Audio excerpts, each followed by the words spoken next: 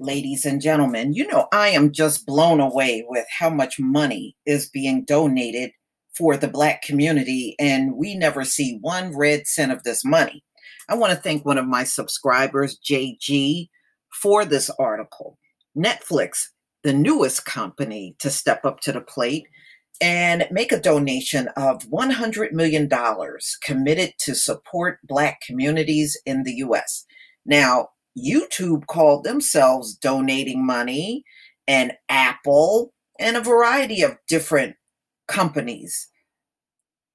Is it me, or do we ever see this money? We never see this money. So whoever you're giving it to, they are swallowing up every dime because we ain't seeing squat in the Black community. So, ladies and gentlemen, this is CNBC. Netflix makes $100 million commitment to support Black communities in the U.S. This is June 30th, 2020.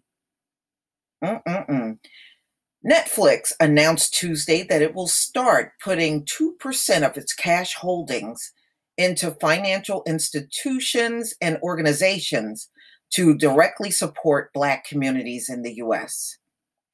Well, it depends on these organizations that you're giving money to because, people like the NAACP and the Urban League and,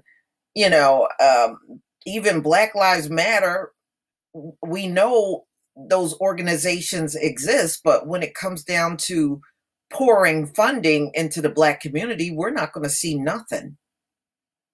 We're not going to see a dime.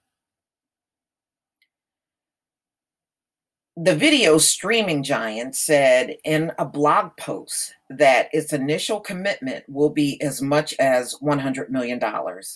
In the first step in allocating that money, $25 million will be moved to a new fund called the Black Economic Development Initiative, investing in Black financial institutions, serving low and moderate income communities and Black community development corporations in the U.S., the company said.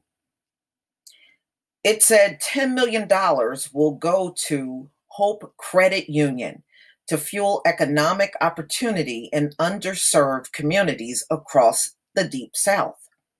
Over the next 2 years, Hope estimates the Netflix deposit will support financing to more than 2,500 entrepreneurs, home buyers, and consumers of color, the company said. Netflix has roughly $5 billion in our cash balance sheet as of last quarter, said CFO Spencer Newman in the Squawk Box interview on Tuesday.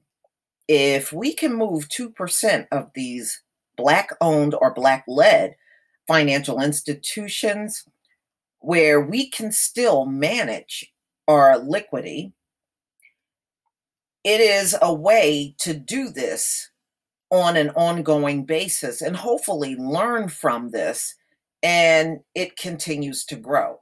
Newman said the financial institutions Netflix has chosen probably a little lower interest rate, but the difference is relatively small. We think that's worth it.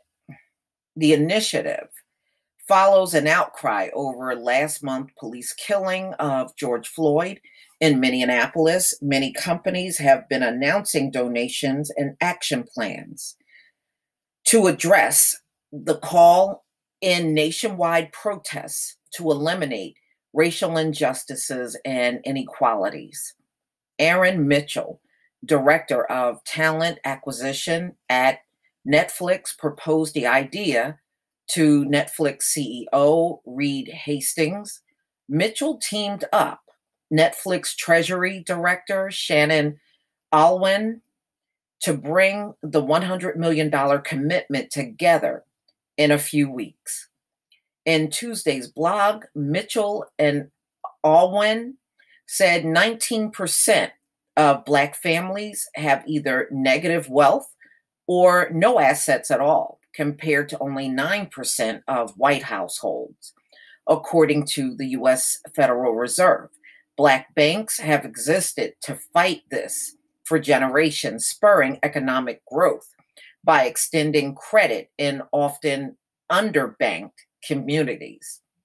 But their disadvantage in their access to capital, especially from large multinational companies, when compared to other banks. The plan comes nearly 2 weeks after Hastings and his wife Patty Quinlan donated $120 million to historically Black colleges. They love doing that. And universities. Unfortunately, it's really not that many people in the Black community that even go to historically Black colleges.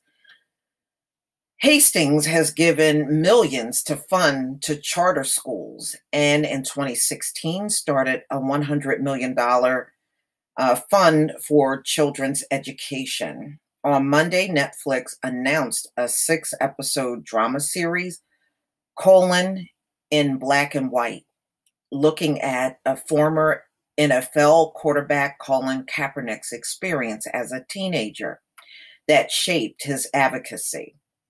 Kaepernick collaborated with Emmy-winning filmmaker Ava DuVernay on the project. Kaepernick, born to a white mother and Black father, was adopted in Wisconsin by a white couple who moved to California when he was a child. We seek to give new perspective to differing realities that Black people face, Kaepernick said in a statement. We explore the racial conflicts I faced as an adopted Black man in a white community during my high school years. So there you go, ladies and gentlemen. We've got another major corporation donating millions to the Black community. And like I said, chances are, just like always, when money is donated, we won't see one red cent. And the way you're living is not going to change. It's going to remain the same. You're going to be in the same situation if you're part of the unemployed.